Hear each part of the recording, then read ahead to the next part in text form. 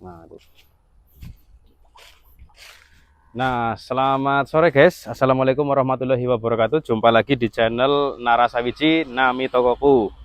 Untuk konten kali ini saya akan membahas tentang budidaya ikan gurame, yaitu saat penebaran bibit dan persiapan apa yang harus kita siapkan untuk memulai budidaya ikan gurame. Nah, di sini saya akan melakukan tebar bibit dan di sini ada bibit ikan gurame dan bibit ini ukuran silet ya. Kalau saya bilang itu ukuran silet karena silet itu adalah bila kita tempelkan ke silet itu ukurannya sama, jadi kita sebut siletan. Nah, di ikan gurame itu banyak penyebutan bibit-bibitan seperti itu ya.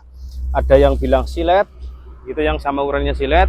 Ada yang bilang bensol, itu sama dengan ukuran korek bensol atau korek jeres yang buat ngerokok itu. Atau juga kuku. Jadi kuku itu ada yang kuku jempol, kuku jentik, dan macam-macam. Karena kalau untuk ikan gurame beda dikit aja itu harganya sudah beda.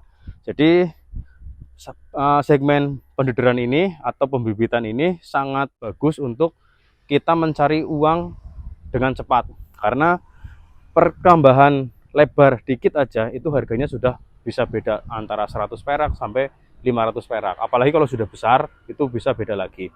Nah, di sini saya budidaya ikan gurame ini bibitan seperti ini memang saya sengaja untuk dijual lagi ya.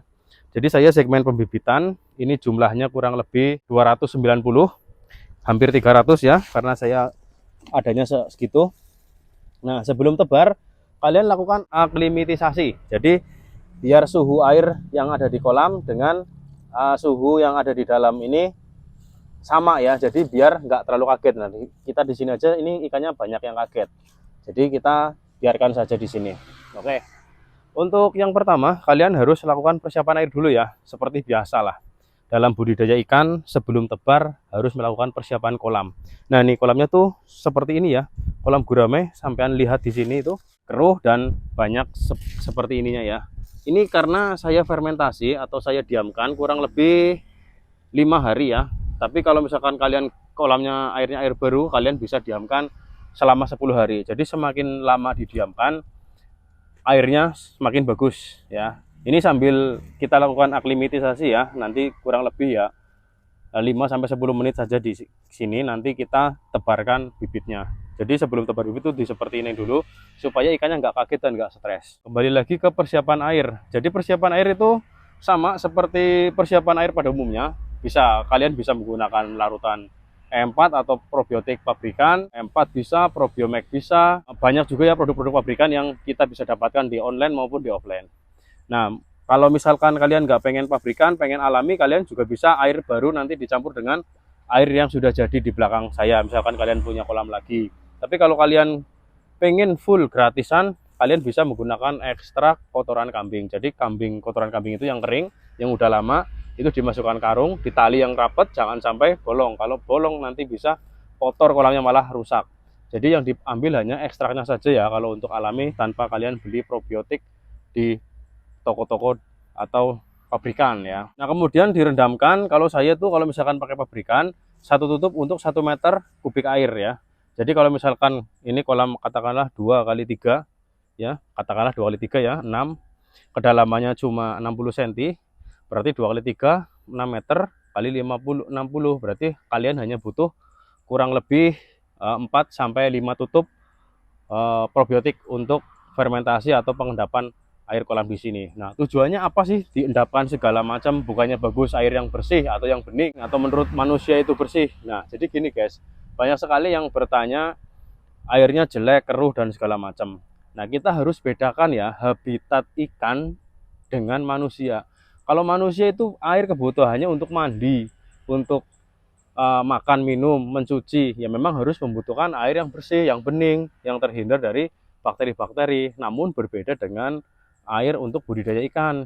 Air budidaya ikan itu untuk lingkungan hidup dari ikan kita yang kita pelihara. Jadi kita harus menambahkan bakteri malah. Jadi bakterinya jangan dihilangin. Kita harus tambahkan bakteri-bakteri yang bagus atau mendukung untuk pertumbuhan ikan. Nah, bakteri itu apa aja ya? Bakterinya kita taruh di sini, bisa pakai yang saya sebutkan tadi, gunanya untuk mempercepat pematangan air supaya semakin lama airnya semakin matang, semakin cocok dengan ikan yang akan kita tebar. Selain itu juga bakteri itu juga bisa nanti mengurai kotoran ikan yang dihasilkan oleh ikan, karena ikan itu pasti menghasilkan kotoran, makan menghasilkan kotoran. Kalau kotorannya nggak bisa diurai, nggak bisa dikatakanlah dihancurkan menjadi plankton ya, itu akan menjadi penyakit.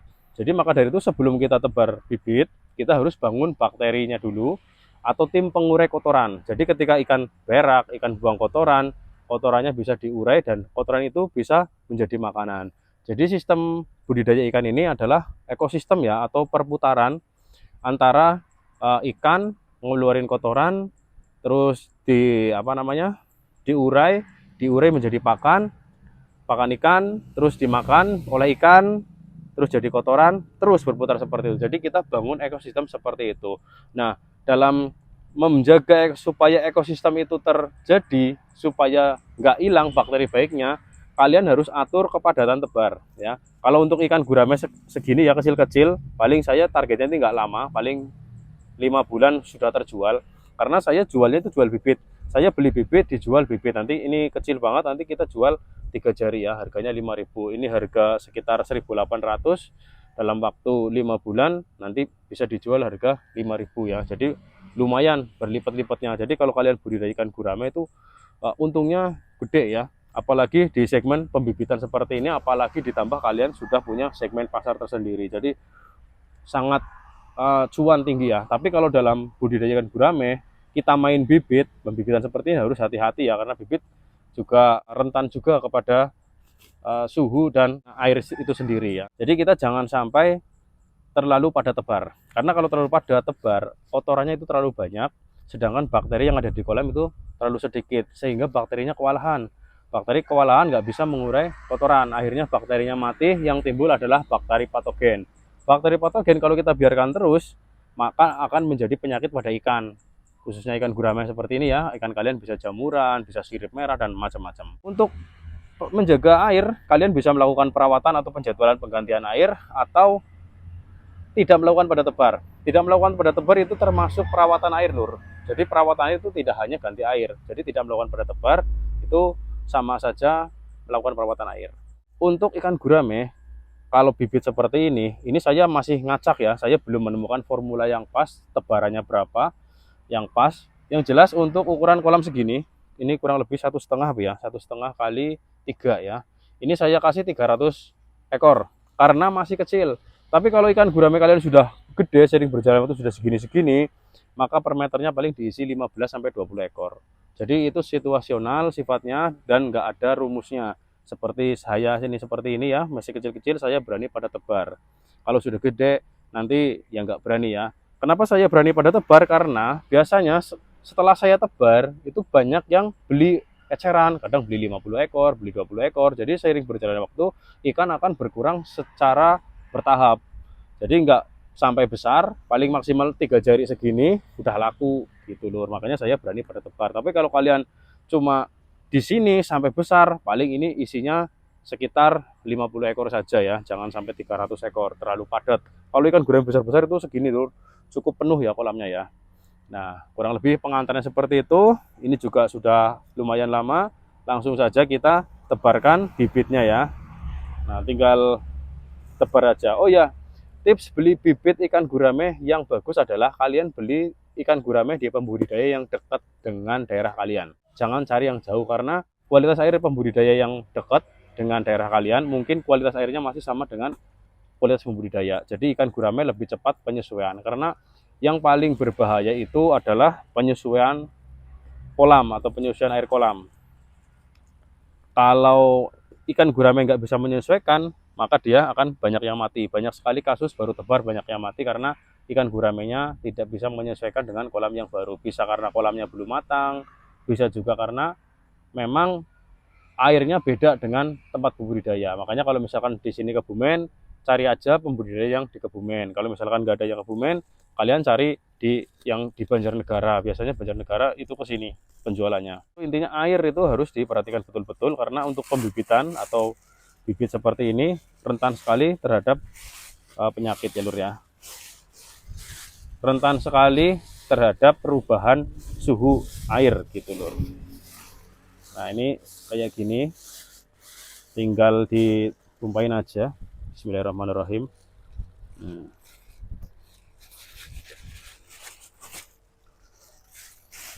Nah untuk itu ya, tinggal ditumpahin aja.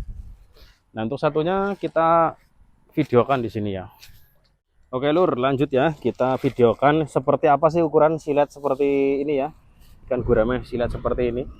Kita buka di sini ya, kita kasih tahu ke kalian yang belum tahu ukuran silet itu seperti apa. Nah ini pakai oksigen ya.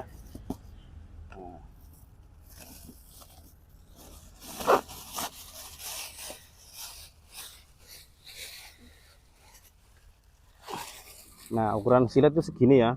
Ini kalau kita tempelin silet ya sama lah, hampir sama ukurannya. Tuh.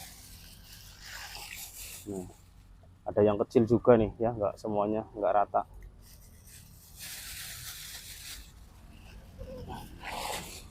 Nah ini tipsnya supaya lebih aman itu pakai daun pisang yang sudah kering ya, kelaras.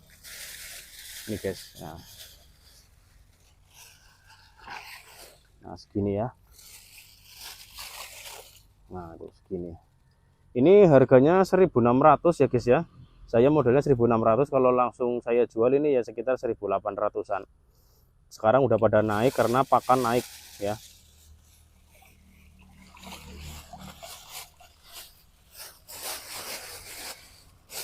Nah sudah semuanya.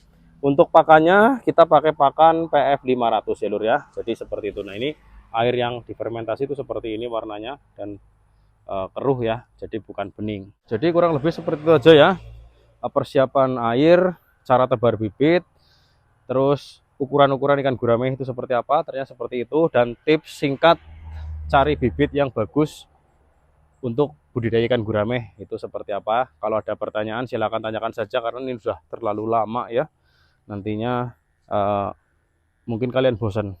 Mending langsung to the point aja. Mau nanya silahkan tulis di kolom komentar. Jangan lupa di subscribe dan like-nya ya lur, biar teman-teman yang ingin budidaya ikan gurame, belajar budidaya ikan gurame, lihat video ini dapat referensi, bisa untuk budidaya ikan gurame gitu ya lur. Terima kasih sudah nonton video ini sampai tuntas. Jangan lupa subscribe. Assalamualaikum warahmatullahi wabarakatuh.